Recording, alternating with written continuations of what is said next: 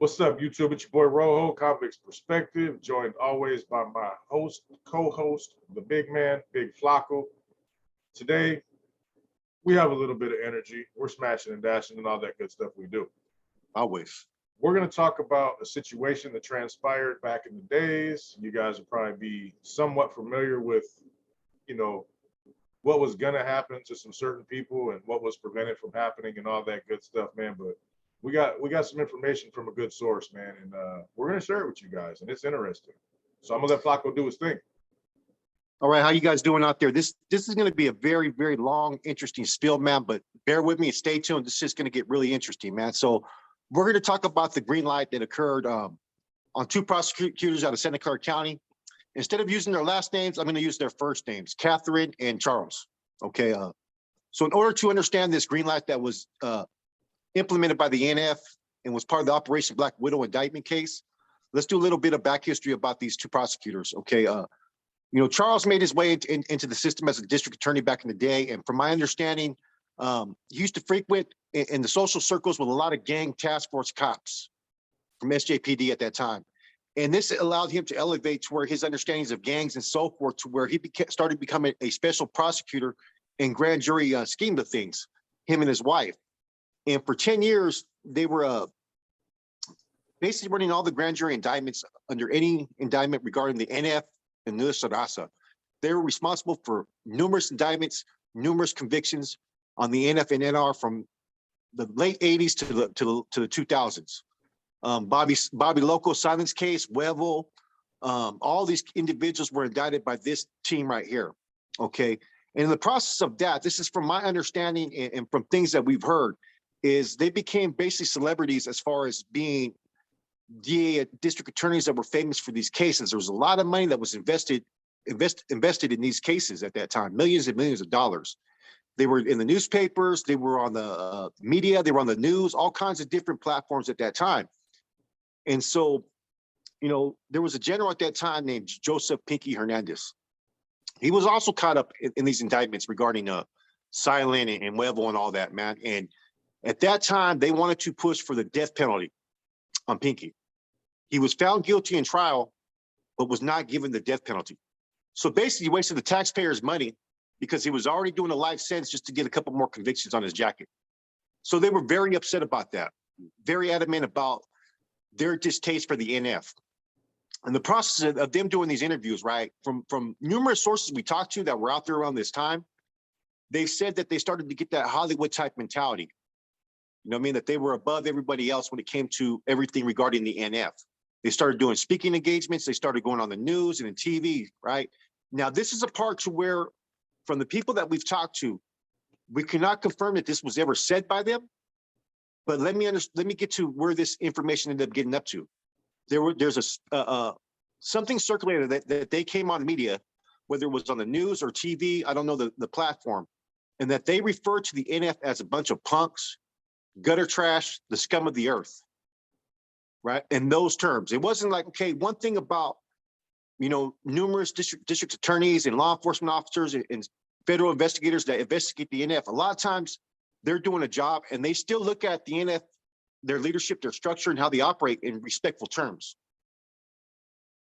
The way that they proceeded with this was all negative. It was looking at the NF like they were a bunch of nobodies, trash, and that, that they squashed them and belittled them in every single aspect of what the NF wouldn't want to hear. This ended up getting up to Pelican Bay, right? And it was frowned upon. And this is what people don't understand. The NF does not target district attorneys. It does not target law enforcement. It doesn't really target anything in those perspectives because it's bad for business. You start whacking cops, you start whacking district attorneys, you know what I'm saying? It's going to be an issue. Now, Cuete had this up on his mind that he wanted to give this gift to Pinky for everything he went through, as well as for the distaste that the NF had for these individuals based upon the things that they were saying about them. That there's a certain amount of respect. You guys have a job to do, but we have a job to do too. But you're not going to go and look at us in this frame or fashion. So this is when Cuete started implementing the green light on these district attorneys. Now, it wasn't just lighted by him. From our understandings from reliable sources, it was put up for a vote. And I don't know who voted yes. I don't know who voted no, but it got the necessary votes. Okay. Now let's go into Daniel Ashley Lizard. This is a big portion of this story, man. Is Ashley. Ashley gets to Corcoran. He finds out that there's been a green light put on him. Okay, by a certain individual over there, the regiment commander of Corcoran and a couple other C's at that time. And he felt betrayed in all this in every form or fashion. Coete was trying to do damage control for the things that the money he was embezzling, some of the decisions he was making. There was a lot of stuff going on that he wanted. And you guys are going to learn from this story how Coete operates. He's a very sly individual when we get further into the story. So Ashley paroles around, I think, December of 2020. And at that time, when he paroled, he was on the verge of just dropping out. You know, he wasn't going to debrief. He wasn't going to tell. But by that time, you had some individuals with law enforcement, with the federal government and SSU and all these other agencies that ended up approaching him when he was paroled to Lone Park, California. And this is around the time with all the betrayal and all the stuff that he had gone through and the sacrifices he made. And the comments he was saying was, I can't believe that we put in all this work and effort to try to help these guys, and all they care about is benefiting their own pockets. He decided to cooperate. Okay. Now, that's when they first caught wind of, he started working with law enforcement January of 2001. Okay. The agreement to start working with them was in 2020. Now, in the process of this, he had already notified them and confirmed about the green light that was put on the two district attorneys. Law enforcement had been getting little whispers about it. They've been hearing it from certain informants, but there was nothing that was concrete because this is basically a brass issue. This isn't for no Cat 1 NF members or even Cat 2 NF members. This is something that's going on at the top. And only if you're specially assigned to take care of this task is only the ones that are going to know about it. You know what I mean? So as this starts to occur, Ashley's doing his thing out there in the streets, right? He has all the regiment commanders. During the process of him flipping, he ends up contacting Chico Rose and to reach out to his channel, which was corny at the time, and to confirm that Ashley was in fact a street liaison commander out there in the streets, which was confirmed.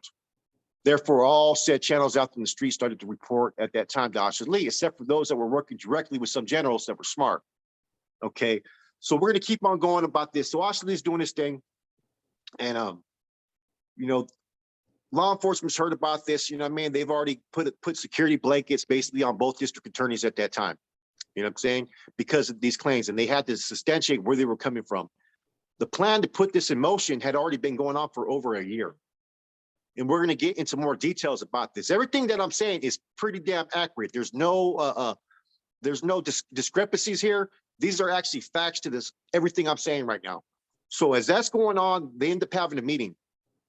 I want to say it was probably around April of 2001, I believe. I could be wrong on that. And the meeting at first was supposed to take place over there in an area called Victor, California. This is where Happy lived. This is where Happy had a compound to where he was secure, safe, and it was hard to get into. It was basically a safe haven. You know what I mean? It was out in the cuts, out in the middle of nowhere. So this was where a meeting was going to take place with, you're going to have different regiments coming.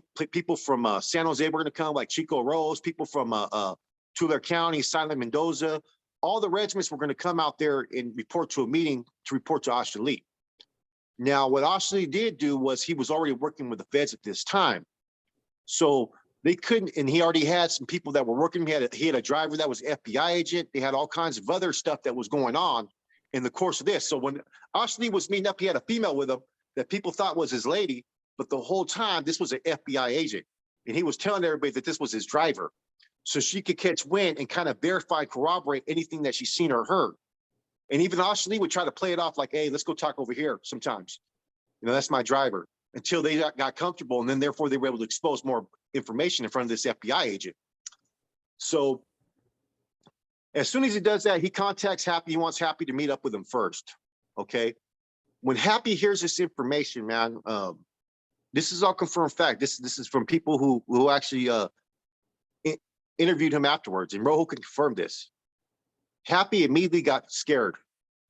As soon as he found out the meeting was changing from his compound in Victor, California to Tracy, California at a motel, and that he's saying that he's going to meet each regiment first separately because he doesn't want to bring too much attention, Happy's red flags immediately went up.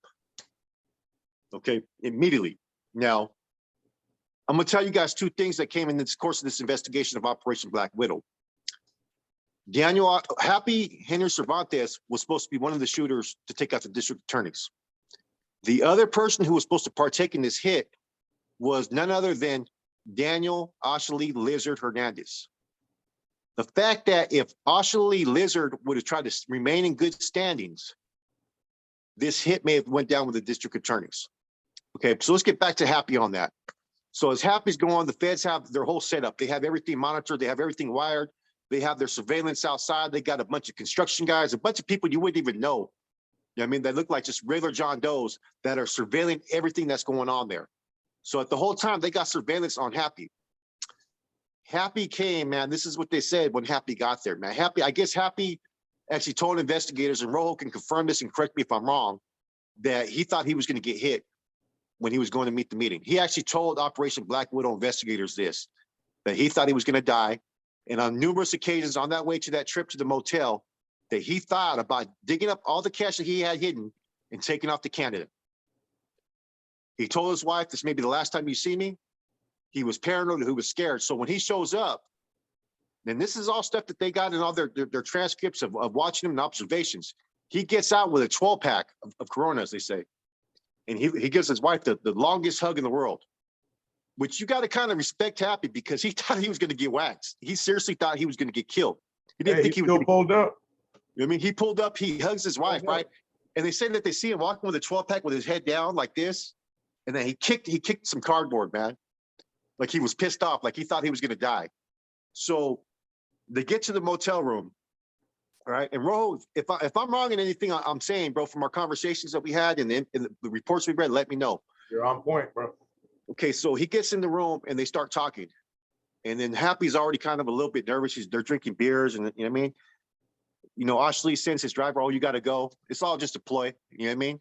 It's technically an FBI agent, but she leaves. And, you know, so Happy can get comfortable that Ashley's putting as much security as he can as far as within, you know what I mean, NF activities and NF business.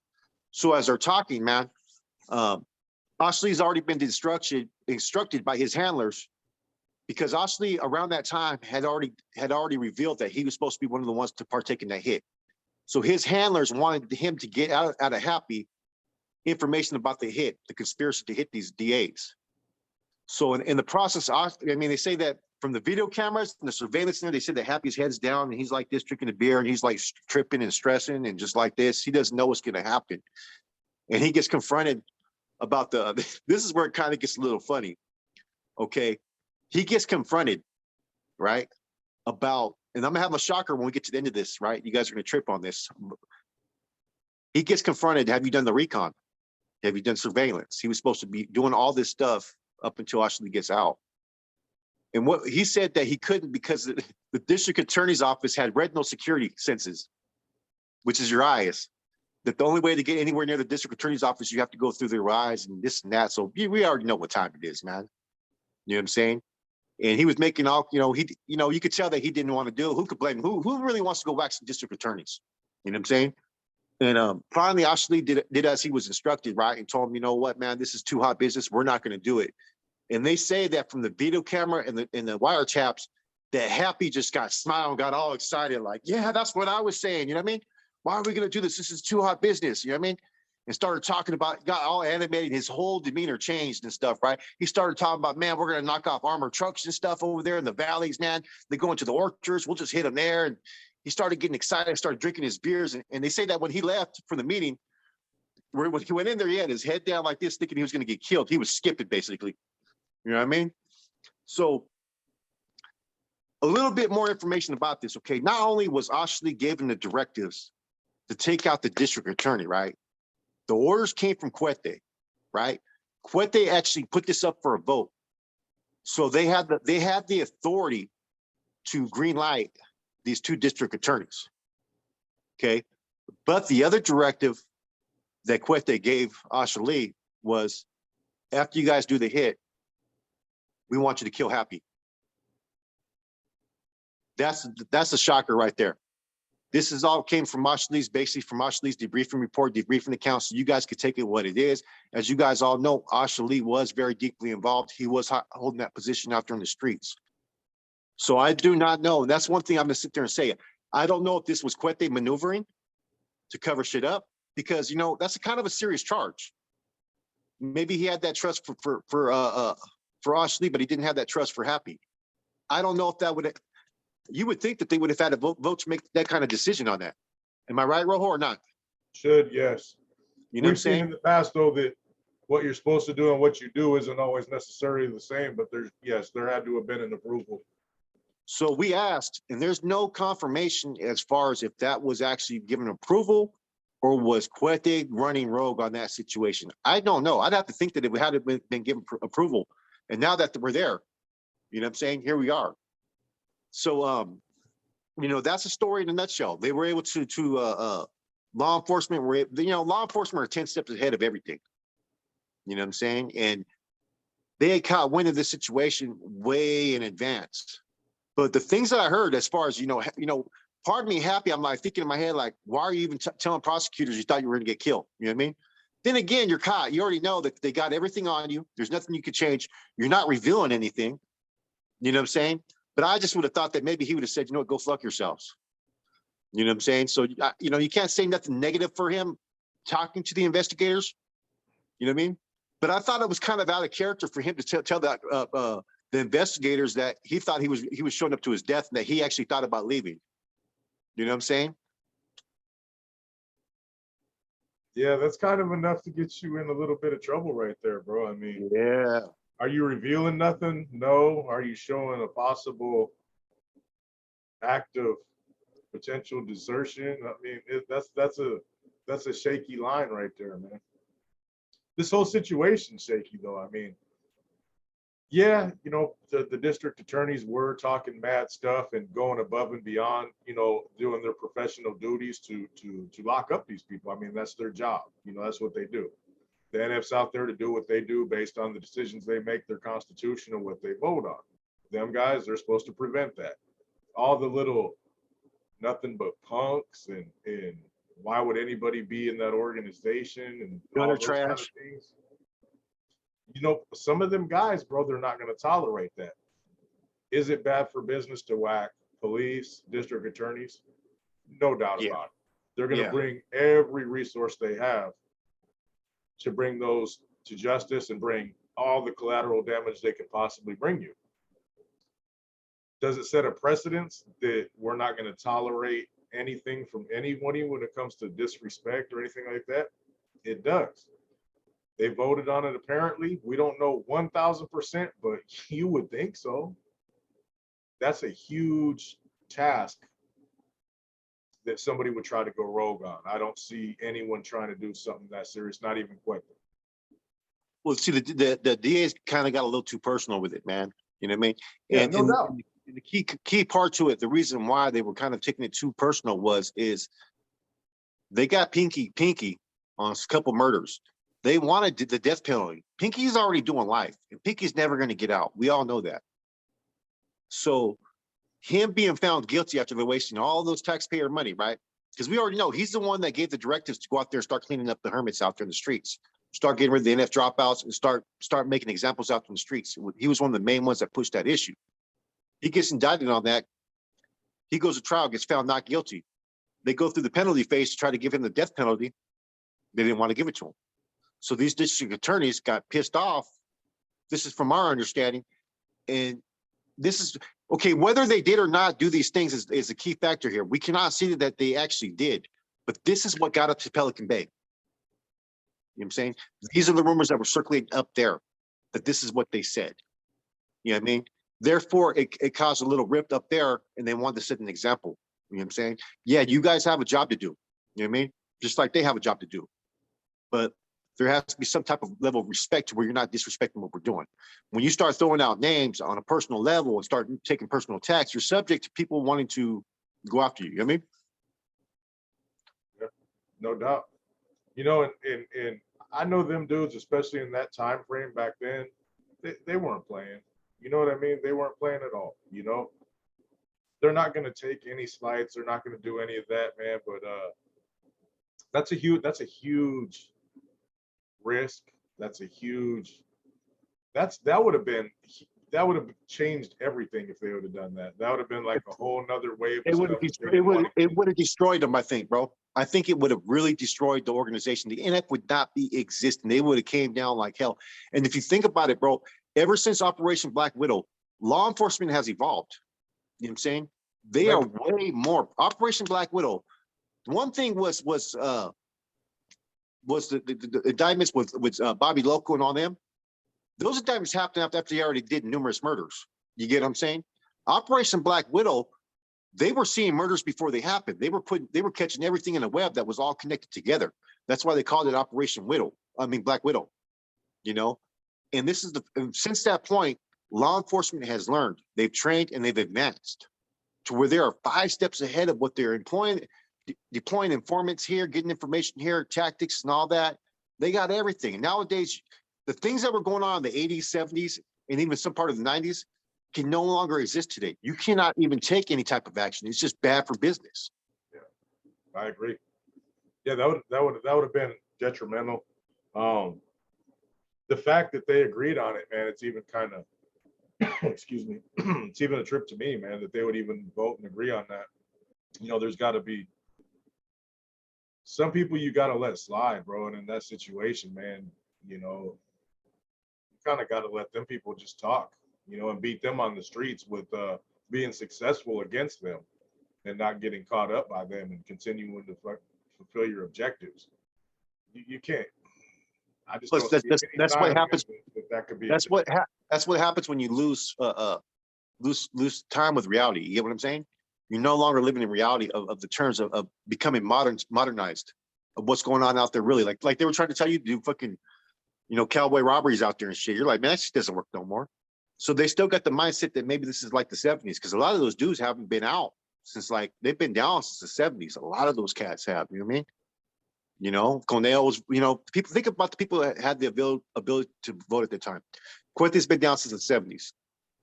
Corny, Skip, Conejo, all these cats, Chispas, Boxer from Selma, all these cats. You know what I'm saying?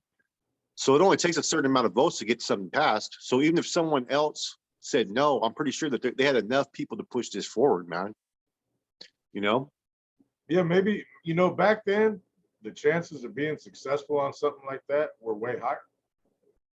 You know, there wasn't all the technology, cameras, GPS tracking of phones, GPS in vehicles, et cetera, et cetera, et cetera, that you can't really hide nowadays. I mean, you essentially, man, even if you took a damn Uber, bro, to get dropped off somewhere, there's going to be a record of that. And then your phone's going to ping on the tower and you're going to have to explain this and that, this and that. Now, you'd literally have to walk 10 miles with your face covered and all that kind of stuff just to be stealth and be able to get to your objective without being noticed, bro. I mean, it's real hard to accomplish anything nowadays. I mean, people think, oh, you guys are tripping and paranoid. No, man, we know facts, bro. We study the things that they have. You know what I mean? We know. You know, we've been out on the streets a long time. We watch TV. We listen to investigation, discovery, and find out the ways people get busted and all this and that, man. You know, it's hard to do things nowadays, especially on that level, because you whack anybody in a uniform or anybody on that side of the fence, they're gonna bring every resource, everything. There's gonna be no, you know, like you go kill a gang member, if we catch him, we catch him, you know. Oh well, like especially if somebody just walks up to a car and shoots somebody and they got a revolver and there's no shells and there's no damn cameras, they're not gonna put that much effort into it, you know. But try to whack a DA, a judge, police, man, forget about it. They're gonna trash you. They're gonna start hitting every homeboy's house that's in Pelican Bay and disrespecting their families. And you think them prosecutors were being disrespectful? Wait to see the wave that would have brought. It would have been it would have been unprecedented, man. Yeah, that's why what they would have brought. That's why I don't get that they even approved it to even go down. Anger, decisions made in haste. Well, they may not work. They called us punks. Okay, we'll show you a punk. Yeah, most of them are, but most of those individuals with the ability to vote are already doing life. What can you do to them? You know what I'm saying? So they don't care. You get what I'm saying? Sure. Everybody else is expendable. You know what I mean? So I think it's I think it's crazy though, man, that I'm more interested in like the orders to give Ashley to hit happy afterwards, bro. You think that was voted, or do you think Cuete went rogue? I can't call it. I know that man, Happy, had some priors where he got in a little bit of trouble. Yeah. Nothing that was extremely serious, but I mean, you make small little cuts in yourself all day, you're gonna bleed profusely. You know what I mean? So Especially when you're high on heroin. all kinds of little infractions with drug usage, with whatever the case may have been. They might not have trusted him and just said, "Hey, we're instead of just whacking this dude, we're gonna have him fulfill a mission, and then whack him just because we don't trust it. He'll get away." And Cuete's a real slippery dude, man. It could have, he already had his little things going on with Lizard and Two, man. He might have just been disposing of both of them at the same time, figuring Lizard's gonna get caught and whatever after he kills dude, and oh well. Yeah. You never know. That's a slippery human being. And I don't know personally, this is just, man, I talked to a lot of people in a lot of different areas, man. He's cunning. He's a cunning human being. Straight up. I don't know about now, he's old, but he was people don't give him the credit for how sharp and intelligent he is. They just look at him, hey, everything he does, he's treacherous, all the treacheries around him. There's a reason behind that. He's smart. There's a reason why he's still there. I mean, we've talked to people that on numerous levels that have also the same thing, that he was in his own way. They've said that Tibbs, and Rojo agrees with this. I agree with it. Tibbs have foresight and thought long term in 15, 20 years around the line. Cuete was able to maneuver as everything was going. You know what I'm saying? He was one of those ones that could be put in position at a business or a country or something like that, and he could make it run and operate. He could deal with issues as they come, and he knew how to cover and protect himself in everything that he did, which is why he's still active to this day. Plus, he knew where all the skeletons were buried. You know what I mean? Being the RSD before he was the interim general up there, all the reports were going to him for the whole facility. You know what I'm saying? When he was in C facility, everything was going to him. Therefore, he knew everything about everybody. And he could manage what was seen by everyone and what wasn't. Exactly. Oh, this doesn't look good.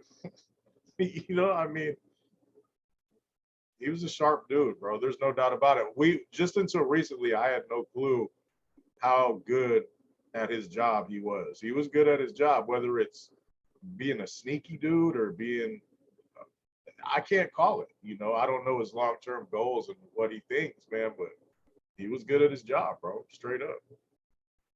I don't know if it's for the best or for some scandalous reasons. It's hard to say because we're not in his brain, man. But because we don't know all the up. Like I tell people before, people always pass judgment. I don't know the upper echelon business. We don't know brass business because there's so much that's kept from us that we don't know nothing about. Now he did get in trouble for a lot of things. I think that a lot of that was the headbutting, the internal conflict that came there. yeah. That resulted in people getting whacked, man. But I mean, he was able to do a lot, man. I've seen things to where all communications were basically going through him.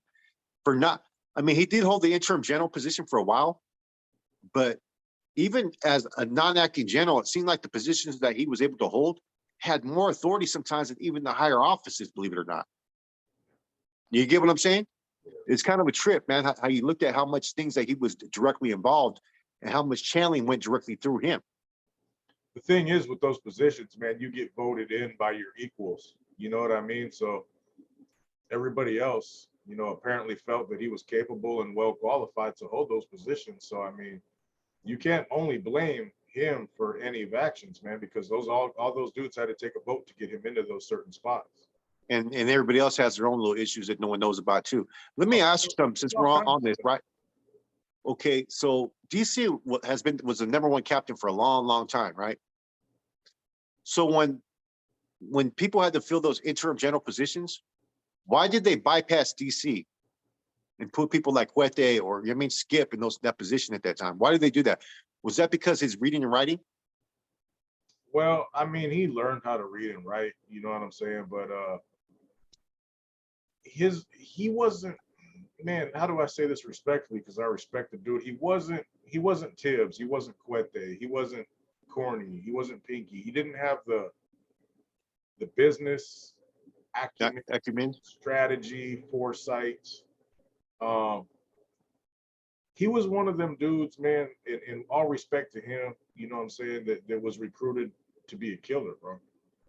You know what I mean? He wasn't recruited because he was a brilliant strategist, a brilliant in organized crime, you know, brilliant in those areas.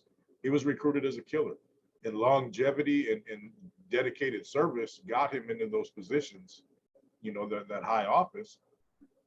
But it just wasn't, he just didn't have enough mental fortitude to take over some of those positions. That would be my opinion. And that's only my opinion because I respect the dude. I was next door to him for a considerable amount of time. So that would be my guess though. Other people just they were just a little more quick-witted, you know what I'm saying? A little more on top of, you know, problem solving, you know, complex matters, you know what I mean? Yeah. Whereas he'd be like, fuck it, kill him. You know, they'll, you know, DC ain't playing, bro.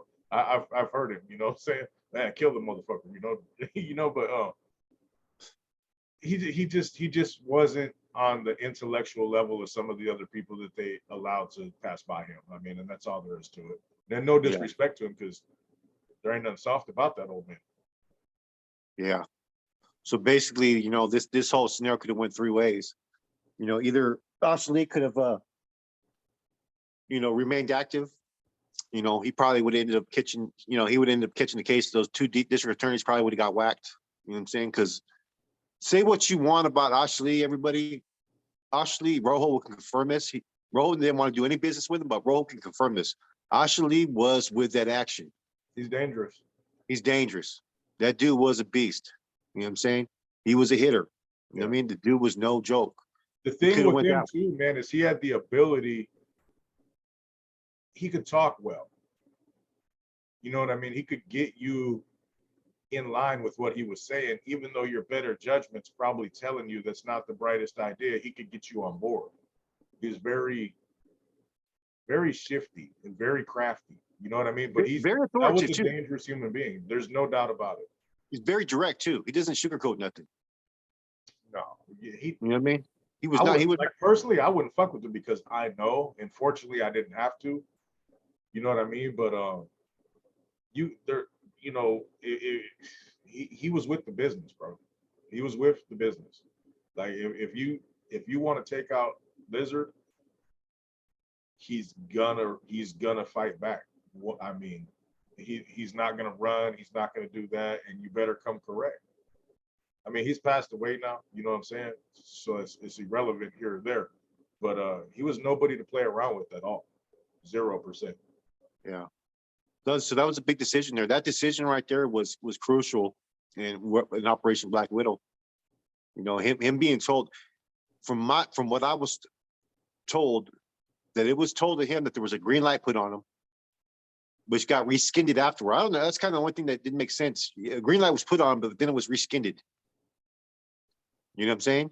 Yeah. Then you have a green light on you, but then next thing you know, you're put into a street liaison commander position. That's the only part that didn't make no sense. Okay, if you were green lighted, how did that green light become reskinned except for people starting to vouch for him?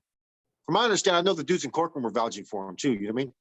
Because they wanted to put Quete under investigation at that time. I think that's what happened, to be honest with you. I may be wrong, but if I remember right, I think Quete was already being under investigation at that time. Therefore, like we were told, he reached out to Robert Chico Rose, who reached out to his channel, Corning, who Corning responded to Chico Rose that yes, Ashley is to hold that street liaison commander position. You know, which I was told through Ashley that he was holding that position pending the individual that was in Corcoran that was going to get out. You know what I'm saying? Which case I got that straight from both Lizard and from Wino when Wino got out when I met up with him. So it was, you know, there's a lot of people that went to bat for him, but I think there was a whole lot of issues going on.